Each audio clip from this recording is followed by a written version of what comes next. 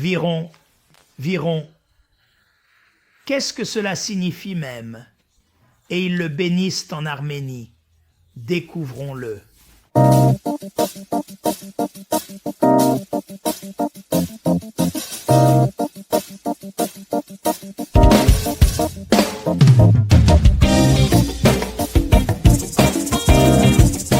Saint Grégoire de Narek, Naregazi, commence ses prières du fond de mon cœur. Voici une conversation avec Dieu.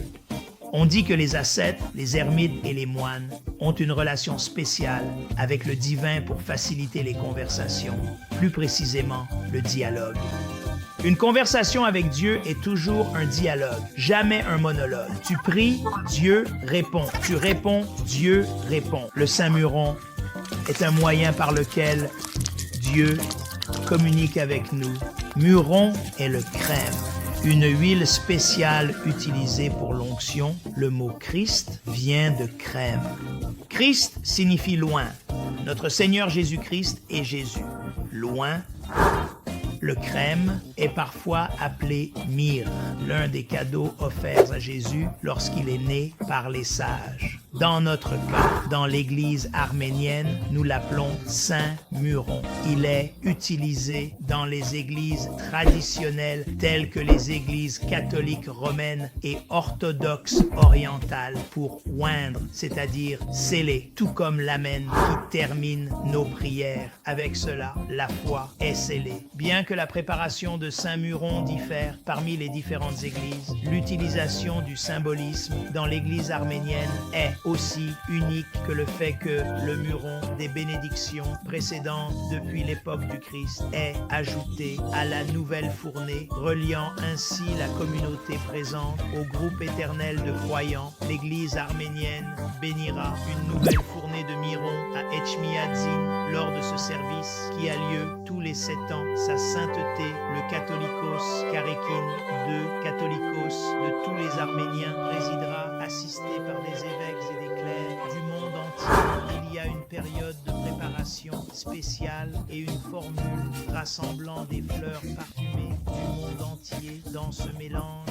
Et ils le bénissent avec la lance, la véritable lance qui a percé le côté de notre Seigneur Jésus-Christ sur la croix, ainsi que la sainte relique de Saint Grégoire l'Illuminateur avec la Sainte Croix et l'Évangile.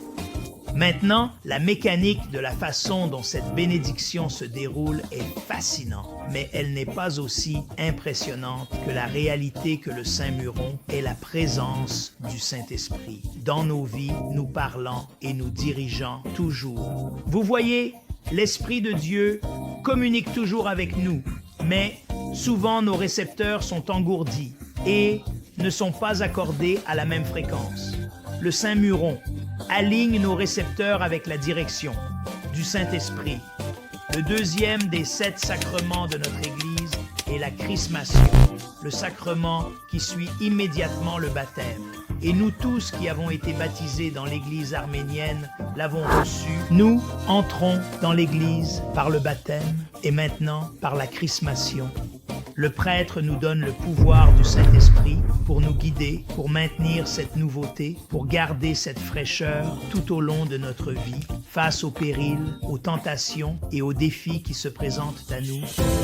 Le prêtre oint le front d'une personne avec les mots « La douce myrrhe est versée sur vous au nom de Jésus-Christ comme un sceau des dons célestes incorruptibles. » Il continue sur tous les sens des corps, sur les yeux pour nous garder éclairés, sur les oreilles pour entendre le commandement divin, même sur les narines pour une douce odeur de cette vie à la vie éternelle, sur la bouche pour prononcer les paroles de Dieu, sur nos mains afin que nous accomplissions les bonnes œuvres de Dieu, sur notre cœur pour le garder pur et sur notre dos comme un bouclier de force contre le mal et sur nos pieds pour diriger le chemin de notre voyage. Vous êtes donc invités à mélanger vos prières dans ce miroir, à dire Amen à l'onction qui nous unit à notre passé, notre futur et toute l'éternité. C'est la 7e année, c'est la bénédiction du Saint-Milieu.